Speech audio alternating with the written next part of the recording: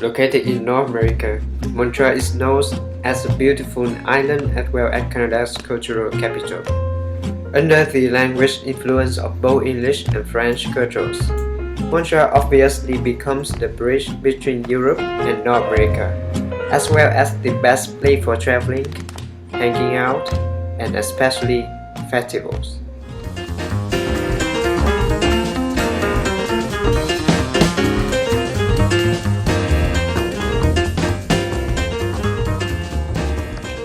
Having many natural advantages, such as the natural spaces and a lot of nightlife opportunities, Montreal deserves to be classified as a first choice for tourists.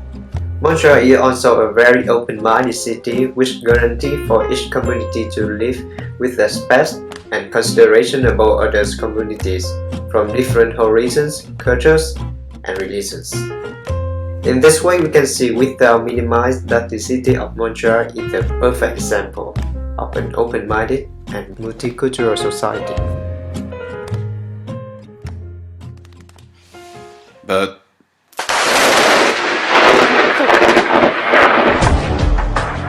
behind the beautiful and multicultural landscape of Montreal, there is another hidden face of the city which is not beautiful to see. Crime, racket, corruption, persecution, prostitution, murder, falsification, sequestration, gangs, drugs, mafia. There are many reasons to hide this dark aspect of the city, and we don't know them all, yet. In fact, the big difference with another city comes from the multicultural aspect of Montreal. There is not only one mafia, but many mafias. Each community has its own culture, its own district, its own rules, and so, its own mafia. And that is what makes Montreal unique about crime. It is the theatre of a multi-mafia war. There are the families, Sicilian and Calabrese, the Hells Angels, composed by Irish, American and Canadian people, the mobster, the Haitian, the Latino, and the Chinese triads. Each mafia has its own business and its own knowledge. Chinese triad has corruption and heroin, Haitian murder, Irish rackets and cocaine, and mobster crime, prostitution. But most of them are working for the biggest one, the Italian Mafia and the Hells Angels. Even if all the most powerful mafia of the city, such as Hells Angels, Italian Mafia and Chinese Triad, are integrated in what we call a syndicate, nobody respects the common rules. And when someone strongly disrespects the golden rule, he will disappear during the next week, just like that. But the situation is more complex and always reveals surprising facts that you have never expected. Montreal is the perfect base to make a great criminal movie because the city is infected at any level by corruption and crime between different communities. But let's go more deeply in this multi-mafia system and let's try to discover its different dark aspects.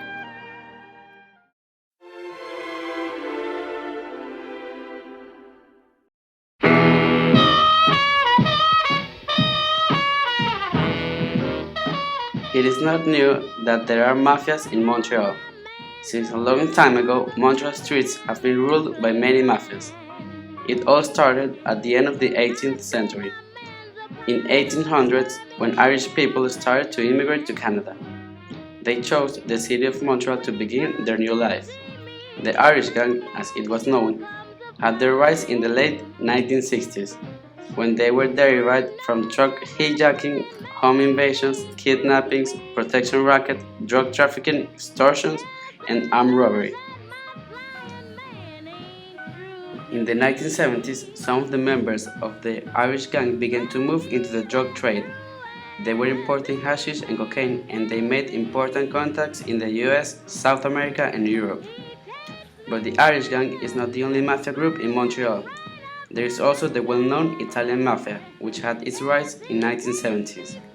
Italian Mafia has been launched just after the Italian arrival as immigrants in Canada before the World War II.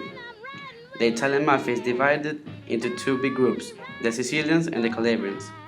The Sicilians are led by Vito Rizzuto, who was born in Cattolica Regla, Sicily, and the Calabrians were led by Franco Torni, who was also born in Italy. The Italian mob is known for drug dealing, murders, and it was also linked with the government for some corruption facts. In Montreal, there is also a Chinese and Haitian mafia, but it's not well known and they don't have a very old history due to the fact that they just arrived in the 1960s. Nowadays, all the mafias in Montreal have grown, and you're going to see how dangerous they are.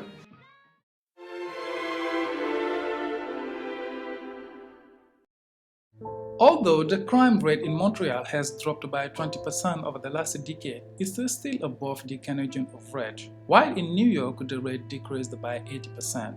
According to Statistics Canada, the level of crime rate increased by 34%. Increased crime in the past 3 years 46%. Problem people using or dealing drugs 52%. Problem violent crime such as assaults and armed robbery 37%, while the highest rate is the corruption and bribery with 74%. But while the number of some offenses such as attempted murder and break-in were down from 2010, there was an increase in other serious crime in 2011, including homicide 7% increase, criminal harassment 1% increase, sexual violence against children 3% increase, child pornography 14% increase, impaired driving 2% increase. 3 of top 10 of Canadian crimes were committed in Montreal. Dawson shooting classified 5th. On September 13, 2006, Mcgill marched into Dawson College in Montreal and opened fire in the main building.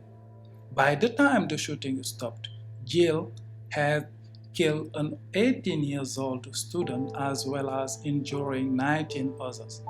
Police shot him in the arm before he turned his weapon on himself. École Polytechnique massacre classified 2nd. Being in the wrong place at the wrong time is one of the reasons many people are victims of.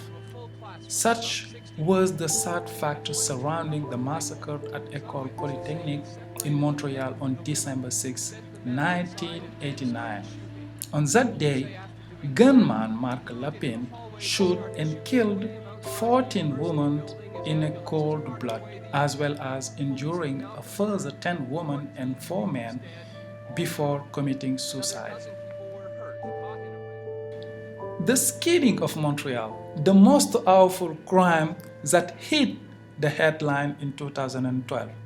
Luca Rocco Magneto is a Canadian pornographic actor and model accused in May 2012 of killing and dismembering Lin Yun, a Chinese international student, then mailing his several limbs to political parties and elementary school. After a video allegedly depicting the murder was posted online, Magneto fled the country, becoming the subject of an Interpol red notice and promoting an international manhunter.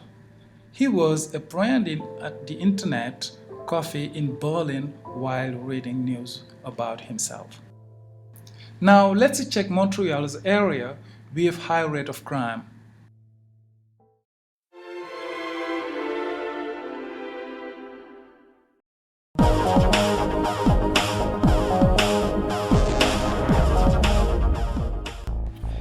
The Montreal Italian Mafia have 2 dominant groups, the Sicilians led by Vito Rizzuto and the Calabrians led by Franco Torni. Their district is called Little Italy. It is located around the metro stations of Rosemont, Beaubien and Jean Talon. We can recognize this area mainly by its Italian shops and restaurants. Both of them are involved in illegal gambling, loan sharking, drug importations, and the murder and corruption of public officials. Montreal crime image is also marked by the Hells Angels and the West End gang Irish mob. They are mainly located in the old port of Montreal and also in an area named Griffith Town. The Hells Angels Motorcycle Club is a worldwide motorcycle club whose members typically ride Harley-Davidson motorcycles and is considered as an organized crime syndicate. Their president is Maurice "Mom" Butcher. They are known for their violent crimes, drug dealing, trafficking in stolen goods, and extortion, and are also involved in the prostitution industry. Concerning the West End gang Irish Mob, it's one of Canada's most influential organized crime groups. Active since the early 1900s, they are known simply as the Irish Gang. Their criminal activities were focused on, but not restricted to, the west side of Montreal. Most of the gang's earnings were derived from truck hijackings, home invasions, kidnapping, protection rackets, drug trafficking, extortion, and armed robbery. The Chinese Mafia is located in the area of De la Gauchetière Street in Montreal. Chinatown is well known as a crowded district and very traditional and cultural. Two syndicate branches were created for the purpose of illegal trading and transferred products, which under the direction of two big organizations in Hong Kong. They were called 14K and Luen Kung Lok, but they are all from the same original triads. They are also known to be involved in money laundering, burglary, extortion, counterfeiting checks, illegal gambling, telecommunication fraud, and the pirating of computer software. The Haitian gangs are more in the north of Montreal, in the district of Villeray, Saint-Michel, and Park Extension. Montreal's first black street gang, Master B, was created in the 1980s by Beauvoir Jean, aka Maître Beauvoir. They had another gang named the Bogars acting as their soldiers. They were involved in prostitution, drug trade, extortion, and robbery. During the mid-19th, in an effort to rival Bogars and Master B's notoriety, an alliance called Les Bleus was created, inspiring themselves from the Crips. The Bogar and Crips are still very much active today and are two of the main Haitian mafia in Montreal nowadays.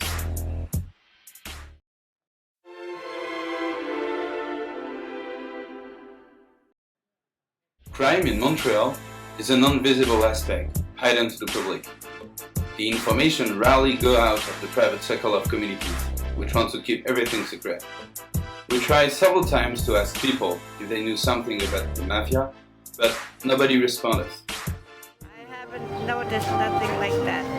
Yeah? No, not. No. Since I've been bumming around here and I've never seen one yet. It's not noticeable. What? It's not noticeable. Oh, Whatever they do in the restaurants after hours. There is, for sure, but you mind your own things and they mind, that's it. Nothing much to be said. It's their own business. You mind your own business and you're okay. But I'm not okay to talk about this. I don't want to talk about this, okay? So don't talk about the Mafia with me and with nobody. Nobody except one man called Antonino, who worked for the Italian Mafia and who accepted to speak with us about his experience. My name is Antonino. I'm 34 years old, and I was part of the Sicilian Mafia in Montreal for 12 years. In fact, I started at the age of 12 years old, when my father died. I had to take care about my family. And you know, que la familia es la più cosa importante en la vida. Then, I become more and more important, because I never ask questions. It's like that. Don't ask. Just do what we want you to do. We went in the street to ask people about the Mafia, but most of them didn't want to talk with us and they didn't recognize its existence. Why? See, it's normal. They are afraid. They are afraid about being seen or catched by Mafia. If they say something secret, they don't want to be shot men. The Mafia exists everywhere. It could be on the street that we pass by every day. They always keep an eye on people around them and get ready to do whatever on those people. If people say or do something which reveal any private information, they will get stuck or calciare. Have you had any problem with the other community in the past? Yes, and you cannot even imagine. Every community have their own system and hierarchy. At the top of each hierarchy, there is always a powerful person. So, The only communication that exists concerns our boss egocentrism. The last story concerns the Latinos. In fact, we had a very big problem with them. They were becoming bigger and bigger and too much powerful. So we had to erase the problem. That's it.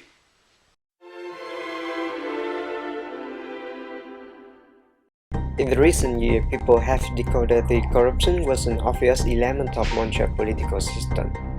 Montreal mayor during more than 10 years, Gerard Champlain has resigned because of receiving bribe related to Mafia in construction field, and have been accused of corruption since November 5, 2012.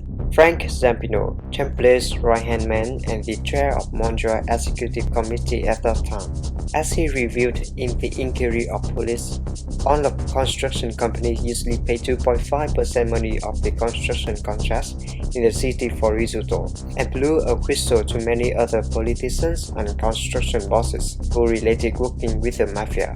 Nico Miliotto, a powerful construction company owner in Montreal also known as Mr. Cywork, was caught by the surveillance of police while putting money in his sock and handed to Mafia. According to the inquiry, Miliotto has been described as the key hub in a wheel of corruption by connecting the Mafia with several municipal politicians and certain parts of the construction industry.